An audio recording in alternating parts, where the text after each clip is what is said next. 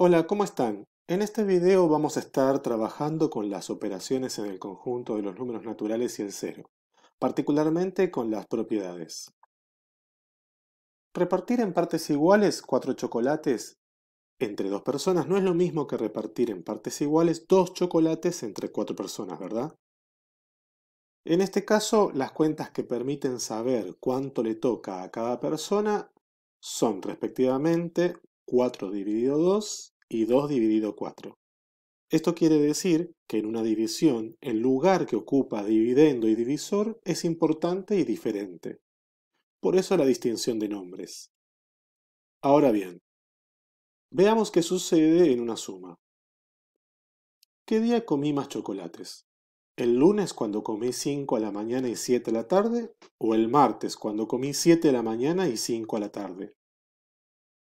Las cuentas que permiten saber esto son 5 más 7 y 7 más 5, respectivamente. Y sabemos que ambos días comí la misma cantidad. Incluso lo sabemos sin necesidad de hacer las cuentas. También sabemos que es muy posible que me haya ganado una indigestión. Muchas veces lo obvio se nos escapa a la vista, así que viene bien explicitarlo. Eso que permite poder hacer una cuenta de varias maneras recibe el nombre de propiedad de las operaciones. Claro, siempre y cuando las formas que usamos son generales, es decir, que vale para todos los números.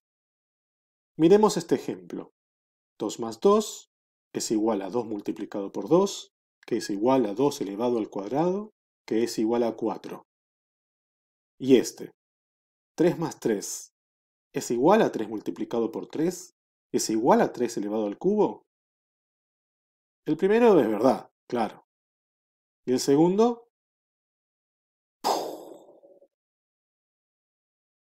como acabamos de ver, si queremos enunciar que algo vale para todos los números intervinientes, no podemos usar un caso particular. Podría ocurrir que solo valga para ese caso o podría pasar que se confunda en qué consiste el caso. Por ejemplo, observen lo siguiente. 2 más 0 igual a 2 multiplicado por 1. ¿Es verdadero lo que se dice ahí arriba? ¿Cuál sería la propiedad? ¿Hay una propiedad ahí? Finalmente, entonces, usaremos dos maneras de enunciar una propiedad. Una forma coloquial, esto quiere decir que nos vamos a trabajar con el uso del lenguaje habitual, y una forma simbólica, y eso requiere que usemos símbolos y formas especiales para usarlos. Veamos propiedades de la suma. Conmutativa de la suma. En forma coloquial, una de tantas formas posibles de decirla sería esta. Al sumar dos números, da igual cuál está a la izquierda y quién está a la derecha. Otra forma posible, el orden de los sumandos no altera la suma. Simbólica. Para cualesquiera números naturales a y b, se cumple que a sumado a b es igual a b sumado a a. Un ejemplo, uno posible donde se cumple la propiedad es la de los chocolates. 7 más 5 igual a 5 más 7. Asociativa de la suma. En forma coloquial la podemos enunciar así. Al sumar tres números, da igual cuáles dos elegimos primero para sumar. O también así. Los números pueden agruparse de distinta manera sin cambiar la suma. Y hay otras formas posibles de enunciarlo en forma coloquial. En forma simbólica, para cualesquiera números naturales a, b y c, se cumple que a sumado a b sumado a c es igual a sumar primero a más b y después sumar c, o es igual a sumado a la suma entre b y c. Un ejemplo posible es 7 más 3 más 2, es lo mismo que sumar 7 más 3 primero y luego al resultado sumarle 2, o es lo mismo que sumar 7 sumado a el resultado de 3 más 2. Existencia de elemento neutro para la suma en el conjunto de los números naturales, incluido el cero. La forma coloquial de expresar esta propiedad podría ser la siguiente. Hay un número que al sumarlo con cualquier otro da por resultado este otro. Ese número es el cero. Y la forma simbólica, la que ven allí. Para cualquier número natural a, se cumple que a sumado a 0 es igual a 0 sumado a, que da a. Un ejemplo podría ser ese. 123.456.789 sumado a 0 da el mismo número que dije al principio. Propiedad de la multiplicación. Conmutativa de la multiplicación. En forma coloquial la podemos enunciar así. Al multiplicar dos números da igual cuál está a la izquierda y quién está a la derecha. Otra forma posible, el orden de los factores no altera el producto. Producto es el nombre que recibe el resultado de la multiplicación y factores o factor es el nombre que recibe cada número que interviene en una multiplicación. En forma simbólica, para cualesquiera números naturales a y b se cumple que a multiplicado por b es igual a b multiplicado por a. Y un ejemplo posible, 7 multiplicado por 5 da lo mismo que 5 multiplicado por 7. Propiedad asociativa de la multiplicación. En forma coloquial la podemos enunciar así. Al multiplicar tres números, da igual cuáles dos elegimos primero para multiplicar. Otra posible es, los números pueden agruparse de distintas maneras sin cambiar el producto. Para cualesquiera números naturales a, b y c, se cumple que a multiplicado por b multiplicado por c es igual a multiplicado por b primero y luego el resultado multiplicado por c, o a multiplicado por el resultado de multiplicar b por c. Un ejemplo posible lo ven allí. Otra propiedad es la existencia de elemento neutro para la multiplicación en el conjunto de los números naturales incluido el cero. Esto quiere decir que hay un número que al multiplicarlo por cualquier otro da por resultado este otro. Ese número es el 1.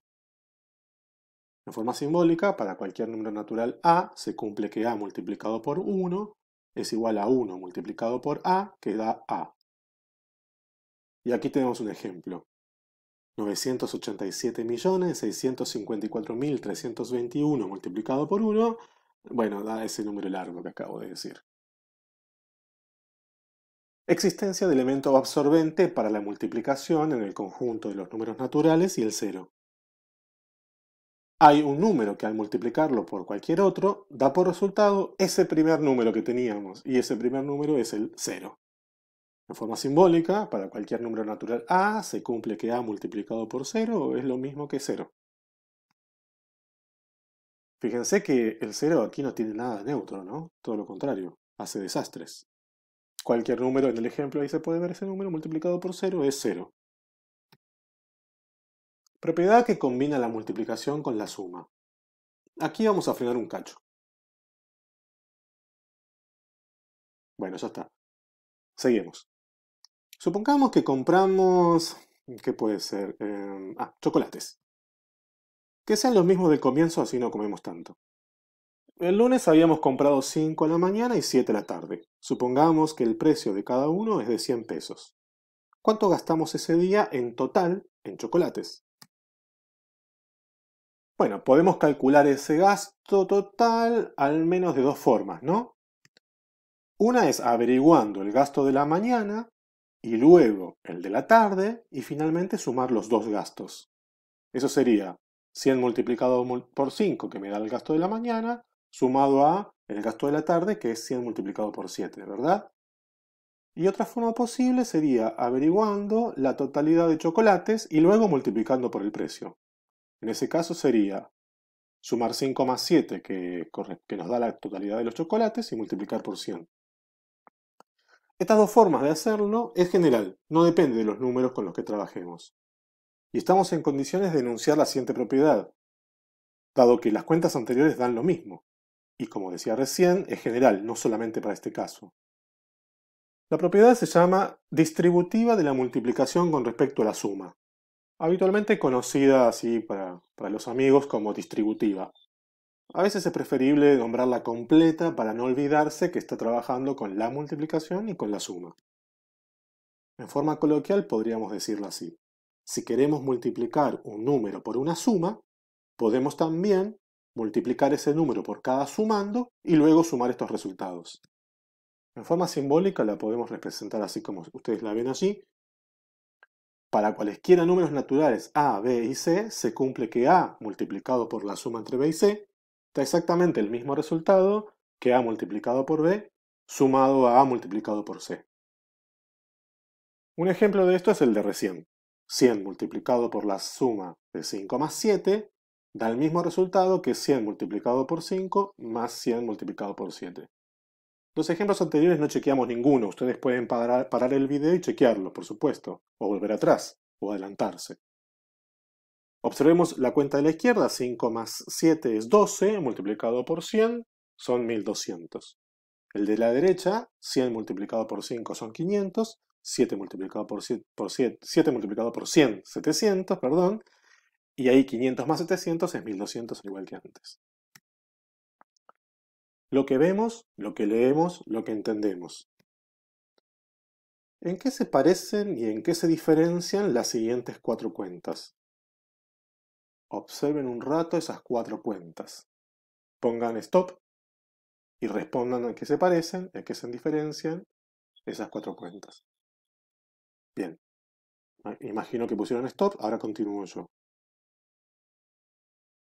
Se parecen en que en todas veo los números 2, 3 y 4 involucrados. En todas veo dos operaciones distintas o iguales.